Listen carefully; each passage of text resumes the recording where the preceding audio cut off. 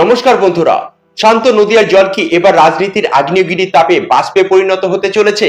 গত বৃহস্পতিবার বিজেপির দ্বিতীয় দফায় প্রার্থী তালিকা ঘোষণা হতেই যেন তাসের ঘরের মতো ভেঙে পড়েছে গেরুয়া শিবিরের দীর্ঘদিনের সাজানো সংসার। আজ আমাদের আলোচনার কেন্দ্রবিন্দু নদিয়ার চাপড়া, যেখানে রাজনীতির সমীকরণ মুহূর্তের মধ্যে পাল্টে গেছে একটি মাত্র নাম ঘোষণায়। একদিকে তৃণমূল যখন সুকৌশলে ভূমিপুত্র কার্ড খেলে সাধারণ মানুষের মন জয় করতে ব্যস্ত, ঠিক তখনই বিজেপি কেন বহিরাগত প্রার্থীকে চাপড়ায় পাঠালো? তবে কি জেলা সভাপতি অর্জুন বিশ্বাসের বিরুদ্ধে ওঠা টিকিট বেচা কেনার অভিযোগই আজ বড় সত্য হয়ে দাঁড়াচ্ছে? ক্ষোভ, বিক্ষোভ আর কর্মীদের চোখের জল সব মিলিয়ে বিজেপি কি আদৌ পারবে নদিয়ার মাটি ধরে রাখতে, নাকি এই সবটাই স্রেফ এক বড়সড় হাওয়াবাজি? আজ আমরা আলোচনা করব চাপড়া থেকে পলাশী বঙ্গ বিজেপির সেই বিস্ফোরক সত্যি, যা হয়তো বদলে দিতে পারে আগামীর ভোটের ফলাফল। ভিডিওটি শেষ পর্যন্ত দেখুন, কারণ আজকের তথ্য আপনাদের পায়ের তলার মাটি নড়িয়ে দিতে পারে।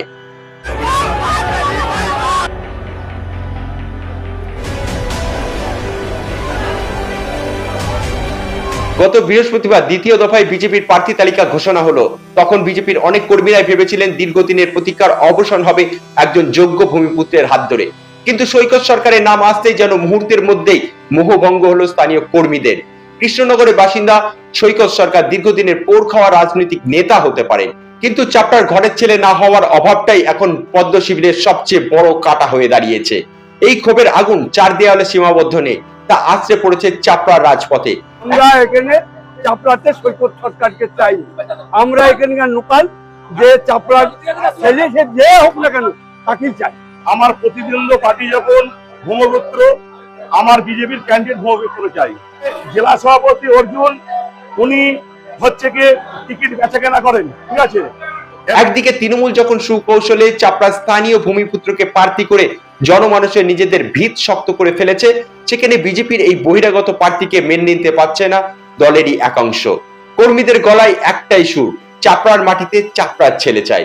বিশেষ করে 2016 সালে বিধানসভা নির্বাচনে লড়া হেভিওয়েট নেতা চুনি চক্রবর্তীর মতো স্বচ্ছ ভাবমূর্তি এবং প্রভাবশালী স্থানীয় নেতা পেয়েছিল চাপড়ার বিজেপি কর্মীরা শেষবারের মতো। এরপর আর কোন স্থানীয় ভূমিপুত্রকে পায়নি বিজেপির প্রার্থী হিসাবে, যদিও তিনি সেবার পরাজিত হয়েছিলেন। তৃতীয় স্থানে থেকে শেষ করেছিলেন তার লড়াইটা। 2021 সালে বিজেপির প্রার্থী হয়েছিলেন বহিরাগত কল্যাণ নন্দী। ভোটের পর বিগত 5 বছর আর দেখা যায়নি চাপড়াতে। এরপরেও চাপড়ায় একাধিক ভূমিপুত্রর নাম থাকলেও তা সরিয়ে রাখা হলো, আর সেই কারণেই দুর্নীতির অভিযোগ আরো জোরালো হয়েছে। জেলা সভাপতি অর্জুন বিশ্বাসের বিরুদ্ধে টিকিট বেচা কেনার যে গুরুতর অভিযোগ কর্মীরা তুলেছেন, তা কেবল বিক্ষোভ নয়, বরং দলের সাংগঠনিক পরিকাঠামোর উপর এক বিশাল প্রশ্নচিহ্ন। অভিযোগের আঙুল উঠেছে যে আদর্শের লড়াই এখন টাকার অঙ্কে বিক্রি হয়ে যাচ্ছে, আর যার প্রভাব সরাসরি পড়েছে চাপড়া থেকে পলাশী, পলাশী থেকে শুরু করে গোটা রাজ্য রাজনীতিতে। বিজেপি রাজ্য সভাপতি যখন বিক্ষোভ সামলাতে হিমশিম খাচ্ছে, তখন সাধারণ বিজেপি কর্মীদের মনে প্রশ্ন জাগছে, যে দল নিজেদের অন্দরে একতা বজায় রাখতে পারছেন না, তারা কি আদৌ রাজ্যের মসনদে বসার যোগ্য, নাকি পরিবর্তনের এই ডাক কেবলমাত্র সংবাদ মাধ্যমের ক্যামেরার সামনে একটা সাজানো নাটক?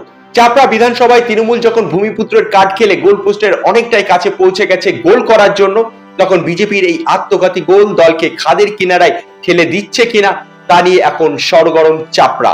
পাশাপাশি একইভাবে সরগরম হয়েছে রাজ্য রাজনীতি। একটি ভুল সিদ্ধান্ত এবং দুর্নীতির ছায়া তাসের ঘরের মতো ভেঙে দিতে পারে একটি সর্বভারতীয় দলের জয়ের স্বপ্নকে। আসলে চাপড়া স্থানীয় কর্মীরা চেয়েছিল লড়াইটা ভূমিপুত্র বনাম ভূমিপুত্র হোক, অর্থাৎ তৃণমূলের ভূমিপুত্র বনাম বিজেপির ভূমিপুত্র হলে লড়াইটা ইন্টারেস্টিং হতে পারত বলে একাংশের বিজেপি কর্মীদের মনে হচ্ছে। শেষে একটাই প্রশ্ন থেকে যাচ্ছে, আদর্শ লড়াই কি তবে টাকার পাহাড়ের কাছে হার মেনে নিতে যাচ্ছে? চাপড়ার সাধারণ বিজেপি কর্মী থেকে শুরু করে পলাশী, এছাড়াও রাজ্যের বিভিন্ন জায়গায় লড়াকু সৈনিকদের চোখে আজ যে ক্ষোভ আর হতাশা পরিপূর্ণ, তা কি রাজ্য নেতৃত্ব শুনতে পাচ্ছে? একদিকে তৃণমূল যখন তাদের ভূমিপুত্রের তাস খেলে ঘর গুছিয়ে নিচ্ছে, সেখানে বিজেপির অন্দরের প্রার্থী তালিকা নিয়ে এই গৃহযুদ্ধ কি আদৌ তাদের নবান্ন দখলের স্বপ্ন পূরণ করতে দেবে? অর্জুন বিশ্বাসের বিরুদ্ধে ওঠা টিকিট বেচা কেনার অভিযোগ যদি সত্যি হয়, তবে সাধারণ মানুষের কাছে বিজেপি কোন মুখ নিয়ে ভোট চাইতে যাবে?